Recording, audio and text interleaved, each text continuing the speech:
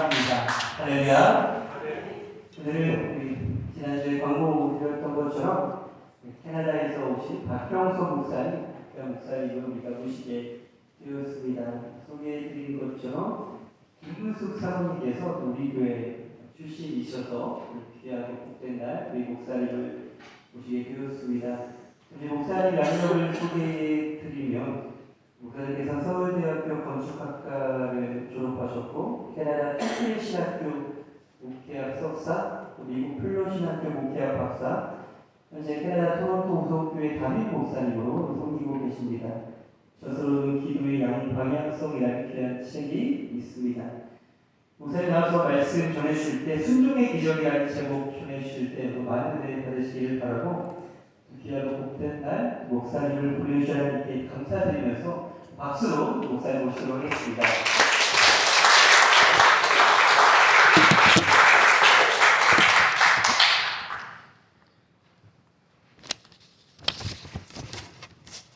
오늘 말씀 제목은 순종의 기적이라는 말씀입니다.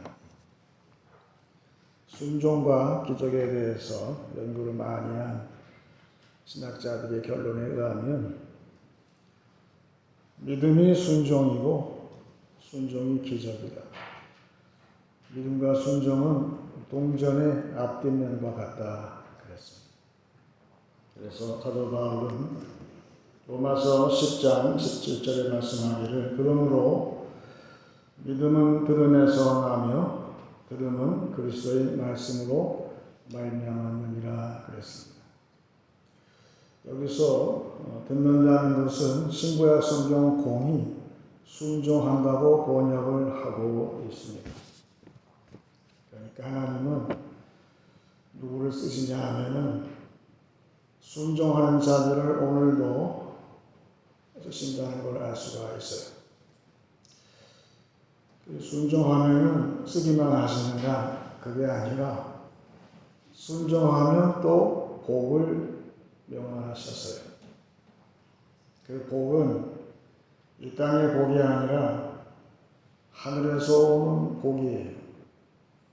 그러니까 이 땅에 볼 때는 전혀 불가능해 보이지만 하나님은 순종하는 자에게 축복하실 때 전혀 불가능한 것이었는데 가능하게 만드신 걸 하나님은 너무 쉽게 하시는 거예요. 그래서 이것이 오늘 어버이 주일인데 신명기 5장 16절 그 외우기도 좋은 구절이죠. 거기 보게 되면 너는 내 하나님 여호와께서 명령한 대로 내 부모를 공경하라. 그리하면 내 하나님 여호와가 내게 준 땅에서 내 생명이 길고 복을 누리라 그러셨고 사도 바울은 여기에서 공경하라는 말을 바꿔서 순종하라고 번역을 다시 했어요. 우리가 보통 부모한테 순종해. 그 다음은 아무것도 없어요. 순종하면 뭐가 있어요? 무조건 순종해. 하지만 성경은 공짜가 있을까요? 공짜가 없어요. 순종하면 내가 준 땅에서 장수하고 잘 된다 그러셨어요. 지금 아까도 여기 장로님하고 잠깐 이야기를 나누었지만 이 땅의 젊은이들의 지금 문제는 열심히 하고 싶은데 앞길이 잘 열려지지 않는 것이죠. 그러니까 잘 들으세요. 여러분 부모님한테 순종하세요.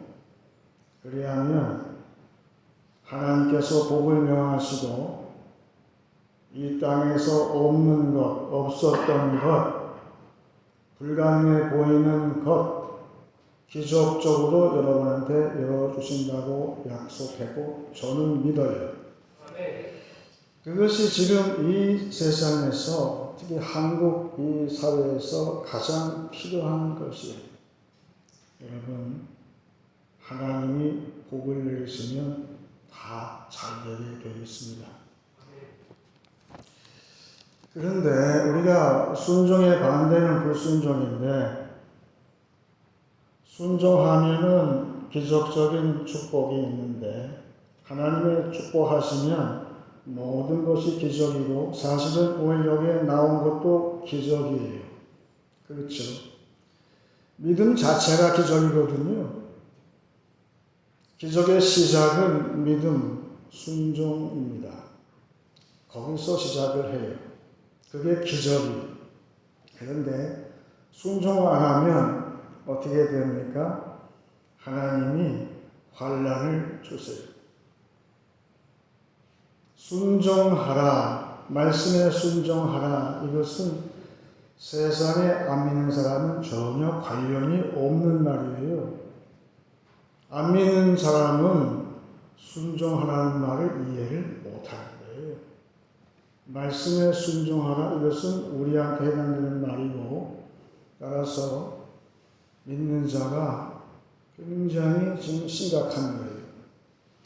우리가 말씀에 순종하지 않으면 나한테 환난이 닥치는 것은 물론인데, 나만 당하면 좋은데 내 주변이 전부 당한다는 거예요. 거기에 문제가 있어요.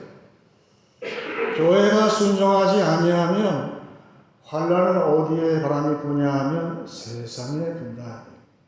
우리 가정에 불고 우리 직장에 불어요. 그래서 일찍이 불순종의 대명사를 할 수 있는 요나가 실토를 했잖아요. 이 모든 환난이 누구 때문이냐? 누구 때문이죠? 내 때문이다. 그렇게 고백을 했을 때에 바람이 잔잔해졌는데, 이 선지자가 나중에 회개를 하고 순종을 하죠. 그런데 요나는 순종을 완전하게 100% 했을까요? 아니에요. 요나는 순종을 하되 야금야금 순종하는 사람의 대표자를 할 수가 있어요. 그래서 다시금 하나님의 말씀대로 순종하고서 니느웨로 가는데, 요나서 3장 3절에 요나가 여호와의 말씀대로 일어나서 니느웨로 가니라. 니느웨는 사흘 동안 걸을 만큼 하나님 앞에 큰 성읍이더라 그랬습니다. 사흘을 걸어야만 전도할 수 있는 거리인데 이 사람이 하루만 딱 걸었어요. 말하자면 3분의 1만 순종한 거예요. 그렇죠? 그만큼 순종이 쉬운 게 아니라는 걸 알 수가 있는데, 중요한 것은 하나님은 그렇게 3분의 1 순종의 16만 내도 어떻게 하실까요? 복을 명하신다. 그 선교 현장에 기적이 발생했어요. 우리가 교회에 목사님의 메시지를 듣고 장로님, 권사님 그 말씀을 우리가 순종하기 어렵지만 순종하는 16만 해도 하나님은 그것을 보신다. 그래서 그 성이 완전히 뒤집어졌어요. 그래서 온 백성이 다 하나님 말씀을 받고 회개하는 그런 기적이 역사했다는 것을 우리가 알고 있는데, 그러면 우리 이렇게 나와 있지만 순종하는 우리는 어떠한 모습일까? 과연 믿는 자의 모습은 어떨까? 지금도 로마의 유물을 이렇게 발굴해 보면은 옛날에 인물 조각상이 많이 출토가 되는데 희한하게 머리가 없는 그 동상이 많이 나온다는 거예요. 이 몸뚱아리는 멀쩡하게 비례에 맞추어서 다 만들었는데 정작 목 이상이 없는, 머리가 없는 조각이 너무 많다는 거예요. 그래서 사람들 추측이 전쟁 중에 소실된 모양이다. 그렇게 생각했는데 학자들이 연구를 깊이 해보니까 그게 아니라 원래 동상을 만들 때에 머리는 안 만들고 몸 아래만 만들었다는 거예요. 그래서 어떤 인물이 나올 때 그 인물의 머리만 급하게 만들어서 그 몸 위에다가 앉혔다는 거예요. 그래서 서기 2세기를 살았던 기독교 역사 가운데에서 최초의 신학자라 할 수 있는 이레네우스가 거기에 착안해서 믿는 자가 누구냐? 순종하는 자가 누구냐? 내 몸뚱아리는 내 육신대로 살려고 하지만 내 머리 위에 내 머리 대신에 예수님 머리가 거기에 앉혀있는 사람이 믿는 자라고 이야기를 했어요. 저는 그래서 그 말이 맞다고 생각해요. 순종하기 어렵지만 순종하는 자들은 머리가 예수님의 머리로 바꿔치기 되었어요. 지금도 내 몸은 육신의 정욕을 따라서 살려고 하고 세상의 안목을 따라서 살려고 하고 있어요. 하지만 그래도 믿는 자는 머리 대신 예수님의 생각하시는 대로 예수님의 말씀대로 내가 살아야지 그렇게 하는 사람이 순종하는 자다 그렇게 했는데 오늘 본문에 유명한 가나의 어떤 가정에 발생한 기적을 이야기를 하고 있어요. 포도주가 떨어져서 결혼 잔치 자리에 큰일 났죠. 그런데 거기에서 기적이 발생했는데 물이 변해서 포도주가 된 기적 가능할까요? 아멘입니까? 저는 아멘이에요. 변할 수 있어요. 얼마든지. 하나님은 그거 아주 시궁죽 먹기로 하시기 때문에 가능한 거예요. 그런데 중요한 것은 여기에 등장인물이 나오는데 우선 예수님이 나오시고 예수님의 모친이 나오시고 일하는 하인들이 나오고 제자들이 나와요. 여기에 제자들은 하나에 없어 보여요. 구경하는 사람들이에요. 어떻게 하시나 보자. 그런데 우리가 주목할 것은 첫 번째로 예수님의 모친의 말이에요. 이 모친 마리아는 여기 문맥을 보니까 이 잔치 자리에 먼저 와 있었어요.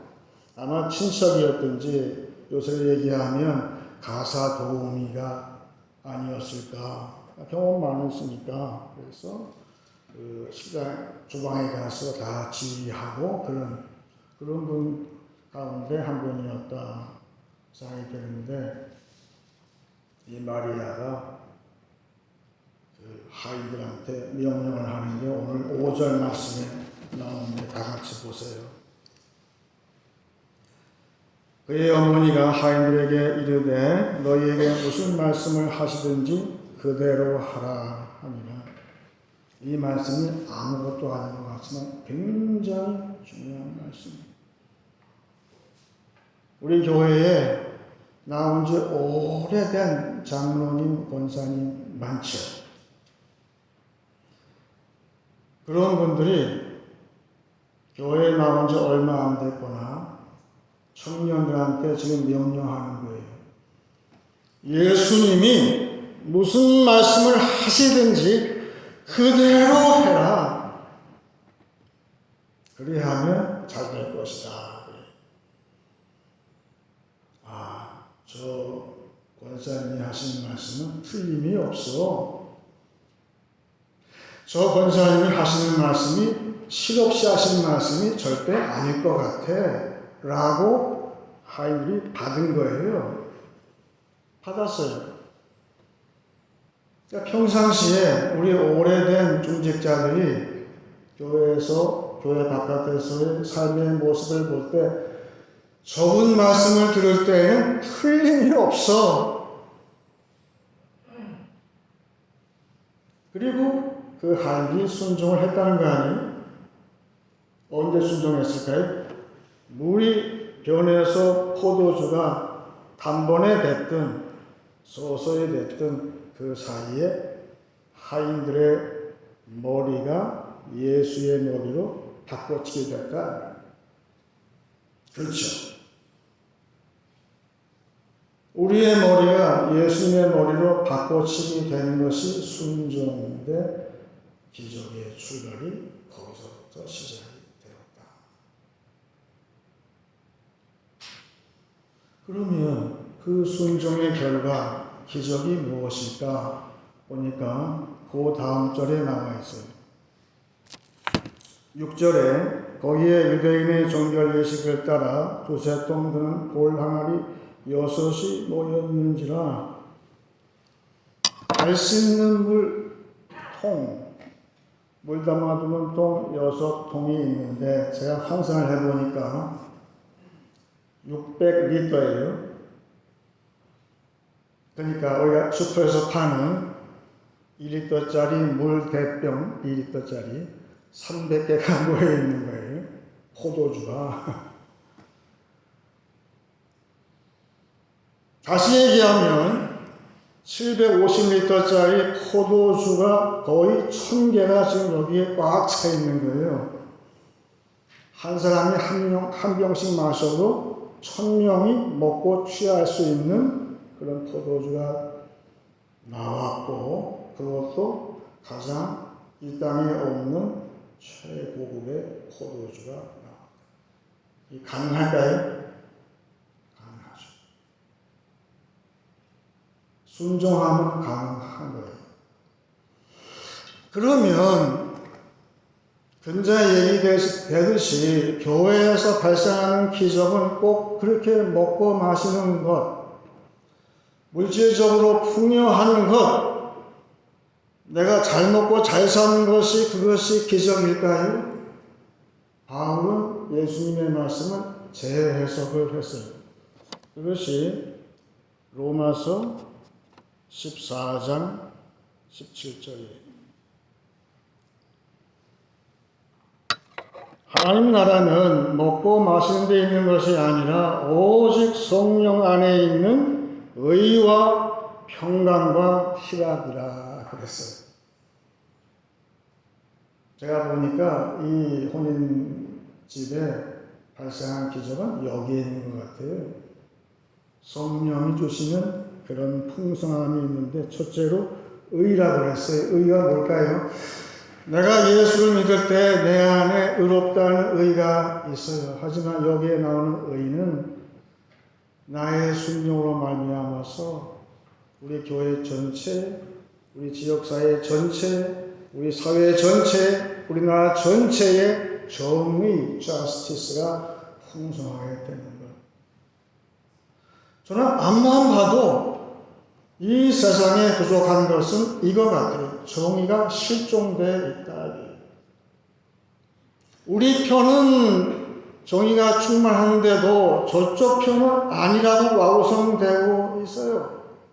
오직 성령만이 그것을 만족시킬 수가 있는데 순종하는 나로 인해서, 우리 교회로 인해서 그 정의가 이 땅에 풍성하게 되는 기적이 발생합니다. 그 다음은 평강인데, 평강은 히브리 말로 유명한 샬롬이에요. 샬롬. 오늘 교회에 나왔지만 혹시 교회 식구들 가운데에 등진 사람 있습니까? 척진 사람 있어요? 손 들어보세요. 없죠? 모든 원수가 다 사라지고 죄인도 원수도 친구로 변하는 샬롬이 이루어지고, 플러스 샬롬은 우리의 몸의 육신의 건강도 샬롬이에요. 내가 항상 순종할 때에 우리 교회의 모든 환자가 다 없어져, 다 회복되고, 우리 가정의 모든 병든자가 다 회복이 돼요. 제가 오늘 일찍 와서 산보다 보니까 여기 큰 병원이 생겼더라고요. 김천 의료원이요. 너무 멋지네요, 병원이. 자, 훌륭한 일 많이 하시는데, 그런 샬롬이 이루어지고 마지막에 희락이라고 되어 있는데, 여러분, 희락은 가장 맨 뒤에 있지만 기본이 성령이 활동하시면 가장 먼저 나타나는 것은 기뻐하는 거예요. 우리 교회의 기쁨이 충만해지는 거예요. 물어보는 거예요. 당신은 왜 이렇게 기뻐하냐? 그러면 답변이 뭐예요? 몰라. 괜히 기뻐. 그잖아요. 성령이 나와 함께 하시고 충만하게 역사하시면 난 괜히 기뻐요. 괜히 기뻐요. 그게 풍성함인데 이런 풍성한 기적이 발생한다는 것이죠. 제가 지금 묵고 있는 데가 놀랍게도 전라도 여수예요. 가나다에 있을 때에 방을 머무르는데 한 달간 머무르는데 가장 싼 곳이 어딜까 뒤지다 보니까 여수가 딱 등장한 거예요. 3분의 1 값이에요. 평상시에. 딱 잡았죠. 전 태어나고 나서 호남 지방에 가본 적이 없어요. 한 번도. 하나님이 여수에 보내셔서 거기에 묵게 하시는 게 참 좋은 것 같아요. 그래서 여수역에서 엑스포역인데 한 달을 머물면서 제가 여수역이 저의 출발지예요. 그렇죠? 서울도 가고 오늘도 김천에 오는데 여수에서 오성 갔다가 오성에서 김천 구미까지 내려온 거예요. 여러분, 기적의 출발역이 있다면 그것은 순종역이라는 뜻이에요. 순종역에서 출발하면 틀림이 없어요. 그런데 오늘 희한한 이야기가 맨 뒤에 나오죠. 12절 다시 보세요. 중요한 구절이에요. 제가 볼 때는 12절에 그 후에 예수께서 그 어머니와 형제들과 제자들과 함께 가버나움으로 내려가셨으나 거기에 여러 날 계시지는 아니하시니라. 저는요 청년 때에 이 구절을 처음 봤을 때 이해가 안 됐어요. 이게 왜 여기 나와 있을까? 오늘도 보세요. 12절은 그 앞에 동그라미가 딱 하나 있죠. 이 끝이에요, 이게. 지금 번역이 좀 잘 돼서 그렇지, 번역 기억하세요? 이 구절? 도무지 이해가 안 돼요. 왜 사도 요한은 이 12절을 이렇게 딱 나눠서 딱 하나를 여기다 추가했을까? 제가 고민을 많이 하다가 이 말씀을 준비하면서 제가 깨달았어요. 왜 이렇게 했는지. 여러분, 가버나움이라는 도시는 가나에 비하면 큰 도시거든요. 말하자면, 비유하자면, 김천인데, 동거교회는 김천에 있는데, 가버나움 말하자면 대구쯤 되는 그런 지역이에요. 사람들이 김천에 큰 순종의 기적이 났다고 소문이 났어요. 그래서 더 큰 도시인 그런 가버나움에 한번 가보자. 그런데 요한의 이야기는 작은 마을인 가나에는 순종함으로 기적이 발생했지만 더 큰 도시인 가버나움에는 기적이 없었다. 왜 그랬을까요? 거기는 등장인물의 문제가 있어요. 가나에 없던 사람이 여기 추가가 되죠. 12절에 누구죠? 예수님의 형제들. 요한은 분명히 얘기하기를 예수의 형제들은 형을 무시했어요. 치카치게 뭘 안 믿었어요. 따라서 순종하지 않았어요. 교회가 만약에 엄청난 기적이 났다더라. 기적만 바라보고 기적을 한번 체험해보자라고 기적을 앞세우게 되면 마치 복권을 사듯이 가나에서는 복권이 당첨됐어요. 근데 가버나움에서는 그 로또가 꽝이 나왔다. 쉽게 얘기하면 꽝이에요.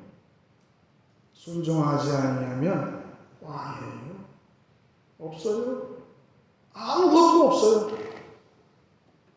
그래서 모든 것, 기적의 출발력인 순종력, 우리 김천 동고교회가 그런 순종력이 되자는 것이죠. 그러면 그 순종의 결과인 이 기적은 누가 수혜자가 되는 것이죠? 우리 교회가 아니에요, 사실은. 우리 교회는 원래 충만하니까 됐어요. 그 수혜자는 이 지역사회가 수혜자가 되는 거예요. 성령은 그렇게 역사하시는 거예요. 나만 잘 되는 건 아니에요. 지금 이 나라가 특별히 오늘 어버이주일 맞이해서 좀 마음이 빈 마음이 있지 않아요? 솔직히 얘기해서 어버이주일인데 성경은 아까 얘기했듯이 공짜가 없어요. 순종하면 하나님께서 복을 명하시고 모든 것이 순종력에서 출발하면 복을 명하실 때에 불가능해 보이던 기적적인 그런 역사가 나고 나만이 아니라 내 주변 모두로 확산될 때 그때에 하나님은 살아계시구나 그걸 알 수가 있는 것이죠. 이제 말씀을 제가 정리하겠습니다. 말씀에 순종할 때 하늘의 기적과 축복이 있습니다. 믿는 자가 순종치 않으면 세상의 풍랑을 초래하게 됩니다. 순종자의 머리는 예수 그리스도입니다. 예수가 머리가 될 때 세상에는 정의와 평강과 기쁨이 충만하게 될 것입니다. 순종역에서 출발하는 놀라운 기적을 체험하는 한 주간 되시길 축원합니다.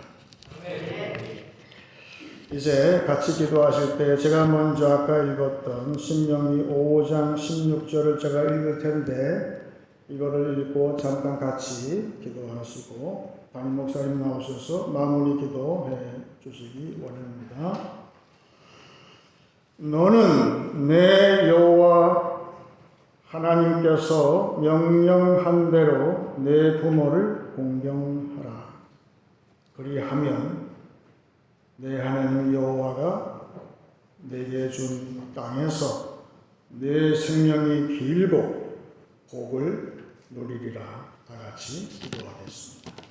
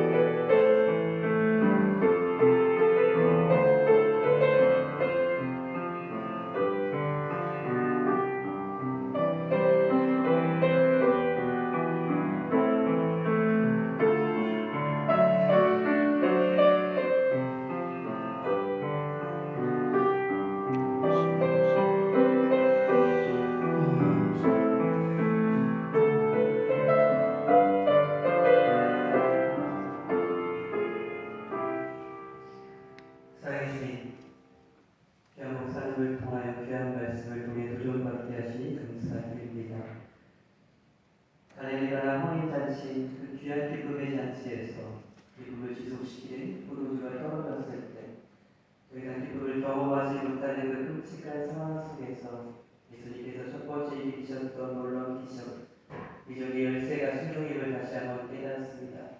모든 상황과 환경 속에서 상황과 환경이 저희를 영향받지 않고 변함없는 주의 말씀을 의지하여 순종함으로 귀한 은혜를 경험하는 저희 모두가 될 수 있도록 인도하여 주옵소서. 저희들이 삶의 자리에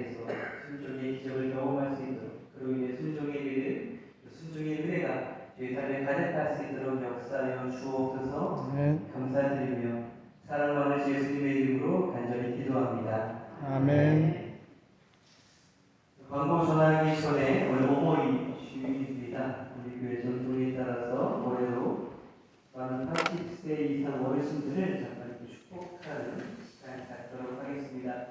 주보 참고해 주시고 우리가 매년 어버이 주일마다 모시고 선물 드리고 기도하고 그런 시간 갖고 있는데